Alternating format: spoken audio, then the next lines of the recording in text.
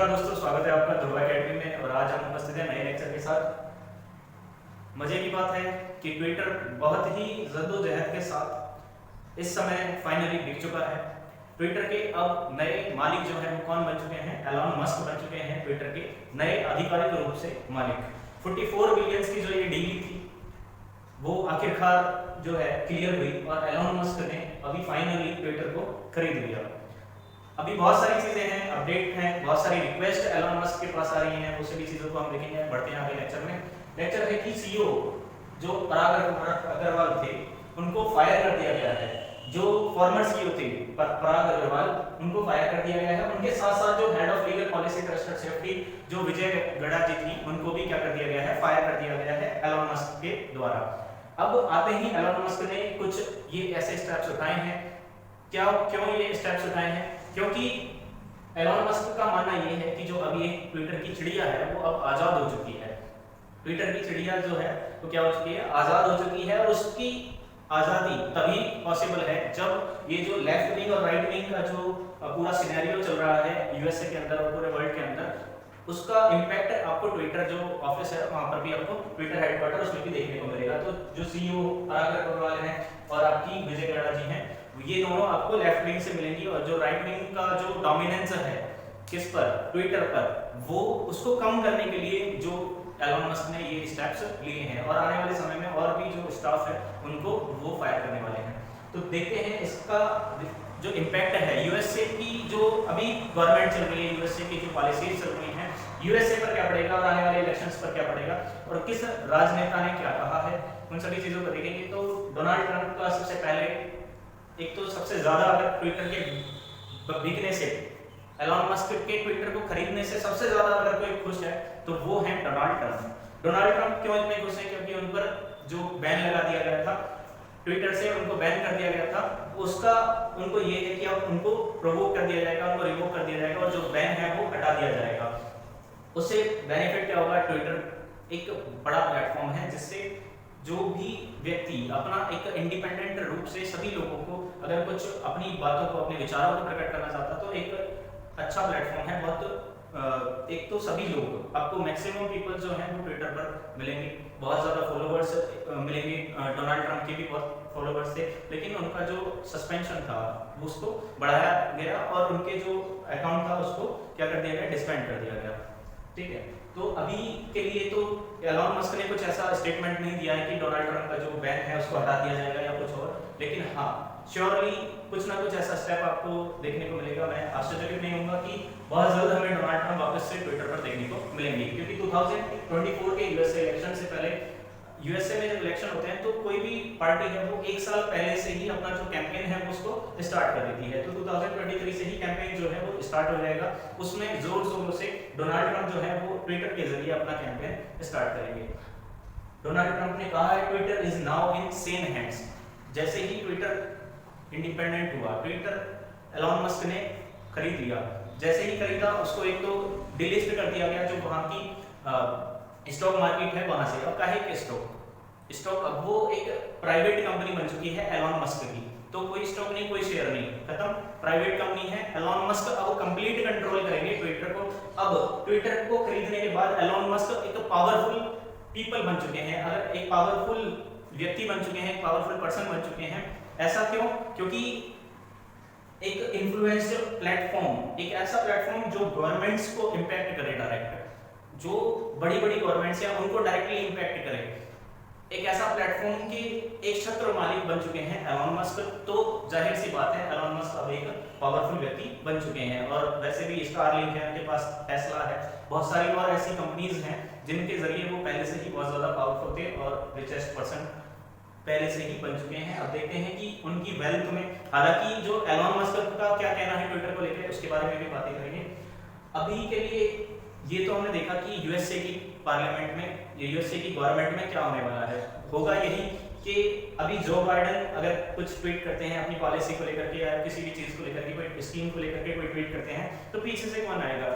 उनको टहोने के लिए डोनाल्ड ट्रंप पीछे से ट्वीट करेंगे। तो अभी बहुत ज्यादा खेला होने वाला है यहाँ पर ट्विटर पर। तो बहुत इंटरेस्टिंग रहेगा कि जब डोनाल्ड ट्रंप वापस लौटेंगे ट्विटर पर।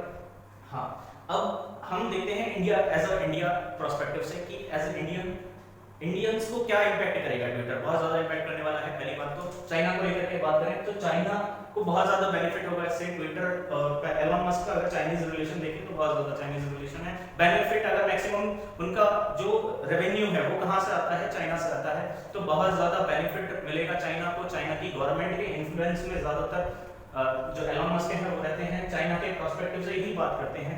एलन मस्क अभी पीछे ताइवान का जो केस था, एलन मस्क ने कहा था कि चाइना को और ताइवान को खुद बैठकर समझाना चाहिए और चाइना को ही जो ताइवान है उसका जो कंट्रोल है वो चाइना को दे देना चाहिए। तो बहुत ज्यादा प्रो चाइना है एलन मस्क को खुद। तो देखना होगा कि चाइना को क्या बेनिफिट मिलेगा। पहली बात तो ये कि चाइना के लोगों को, जो आम जनता है, वो तो ना मिलेगा आपको ट्विटर पर। आपको कौन मिलेगा ट्विटर पर चाइना से? चाइना की जो स्टेट गवर्नमेंट है, जो उनकी कंजर्वेटिव पार्टी है, जो उनकी पार्टी है, केवल वही लोग या फिर कुछ उनके चुनिंदा जर्नलिस्ट आपको कहां पर मिलेंगे? आपके ट्विटर पे या किसी और प्लेटफॉर्म पर, जो ग्लोबल प्लेटफॉर्म है वहां पर देखने को मिलेंगे। वहां पर भी उनके पास रेस्ट्रिक्शंस रहते हैं। अभी तक क्या था कि जो चाइना के जर्नलिस्ट थे, जो जिनके ट्विटर पर अकाउंट थे, उनका ये कहना है कि अब जैसे कोई नया मालिक आया तो सबके अपने अपने दुख दर्द हैं, सबने अपने अपने दुख दर्द कहे हैं। इनका दुख कुछ ज्यादा ही अलग है। इनका कहना है कि उनके अकाउंट के नीचे, अगर किसी का अकाउंट है तो चाइनीज जर्नलिस्ट का, तो उनके अकाउंट के नीचे लिखा हुआ होगा कि चाइनाज गवर्नमेंट एफिलिएटेड। इसका मतलब होता है कि ये जिस भी व्यक्ति का अकाउंट है उसका एफिलिएशन जो है वो चाइना की गवर्नमेंट के द्वारा है। अगर आप कुछ कह रहे हो या कुछ डाल रहे हो तो देख के सोच कर डालना, क्योंकि ये पूरा जो भी स्टेटमेंट है अगर वो करते हैं तो वो किसका होगा? वो चाइना की गवर्नमेंट की तरफ से कोई स्टेटमेंट होगा। ऐसा ही रशिया के साथ देखने को मिलेगा। तो इनकी ये रिक्वेस्ट है चाइना के जर्नलिस्ट की, जो हैंड्स डाउन है उनकी, कि हमारा जो ये ठप्पा है, हमें बहुत अजीब लगता है कि किसी और देश के जर्नलिस्ट को ये ठप्पा नहीं मिला हुआ, हमारा ये ठप्पा हटा दिया जाए। अब देखते हैं कि क्या एलन मस्क इनकी बातों को सुनते हैं या फिर कुछ नई पॉलिसीज के साथ एलन मस्क अब उतरते हैं। अब इंडिया के पर्सपेक्टिव से देखें तो बहुत ज्यादा प्रो चाइना है। तो चाइना और इंडिया 36 का आंकड़ा नुकसान होगा बहुत ज्यादा ग्लोबल लेवल पर। अब जो चाइना है वो कुछ मुद्दों को, इंडिया के खिलाफ जो मुद्दे हैं, जैसे अरुणाचल प्रदेश का, कश्मीर का मुद्दा है, इनको रेज करेगा ट्विटर प्लेटफॉर्म पर। बात करें कि इंडिया के जो पॉलिटिशियंस हैं, पहली बात तो मोदी जी की पीएम ऑफ इंडिया की बात करें तो उन्होंने एलन मस्क को कांग्रेचुलेट किया है और कहा है कि अब और ज्यादा अच्छे तरीके से ट्विटर जो है हो सकता है आगे काम करे।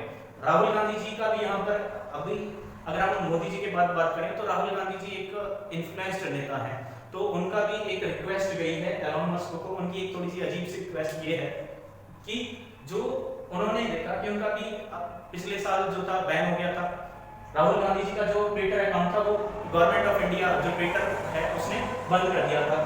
अभी इनका बैन क्यों हुआ? क्योंकि इन्होंने अभी पीछे एक जो छोटी बच्ची है उसका रेप हुआ था, उसको लेकर के रेज किया इन्होंने कंसर्न अपना कि उसको न्याय मिलना चाहिए और उस बच्ची का फोटो डाल दिया था।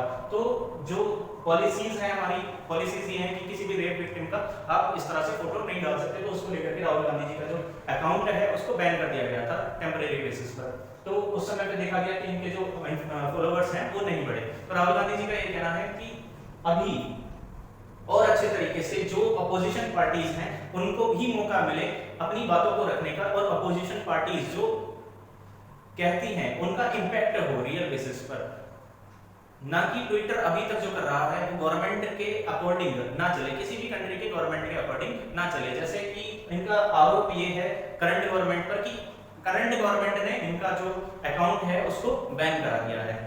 तो देखते हैं अभी अब एलन मस्क का यहाँ पर सब क्या कहना है। एलन मस्क ने क्या कहा है, उन्होंने ट्विटर क्यों खरीदा, उनका क्या कहना है इन सभी चीजों को लेकर के। तो एलन मस्क का कहना ये है कि मैंने ह्यूमैनिटी के लिए, मानवता के लिए जो ट्विटर है उसको खरीदा है। ये बहुत हास्यास्पद बात है कि ह्यूमैनिटी की, और बहुत अच्छी बात भी है, बहुत महान है अगर ह्यूमैनिटी की बात करते हैं। तो ह्यूमैनिटी को लेकर के इन्होंने ये एलन मस्क ने इन्होंने कहा कि मैंने पैसे कमाने के पर्सपेक्टिव से नहीं लिया, मेरा पैसे कमाने का कोई मोटिव नहीं है ट्विटर को लेकर के, मेरा केवल एक ही मोटिव है कि ह्यूमैनिटी, कि मैं ह्यूमैनिटी को प्रमोट कर सकूं। और कोई भी बातें हैं, किसी भी व्यक्ति की कोई भी बात, ऐसा नहीं है किसी के ऊपर रेस्ट्रिक्शन होंगे, सभी को बराबर का मौका दिया जाएगा। हर किसी व्यक्ति के पास राइट टू स्पीच का अधिकार होना चाहिए और वो ये प्लेटफॉर्म प्रोवाइड करेगा अभी से। तो ये ट्विटर के मालिक एलन मस्क का कहना था। बाकी आपका क्या मानना है वो भी कमेंट में जरूर बताएं कि एलोन मस्क क्या वास्तविकता में ट्विटर को ह्यूमैनिटी के लिए यूज करेंगे या फिर पैसे कमाने के लिए यूज करेंगे। तो अपनी राय जरूर कमेंट में करें। आज का लेक्चर यहीं पर रैप अप करते हैं। अगर लेक्चर अच्छा लगा तो लाइक करें, शेयर करें और हमारे चैनल को सब्सक्राइब करें। ऐसे ही अच्छे और जानकारीपूर्ण लेक्चर्स के लिए हमारे साथ जुड़े रहें। धन्यवाद। मेरा नाम है ध्रुव शर्मा, साइनिंग ऑफ।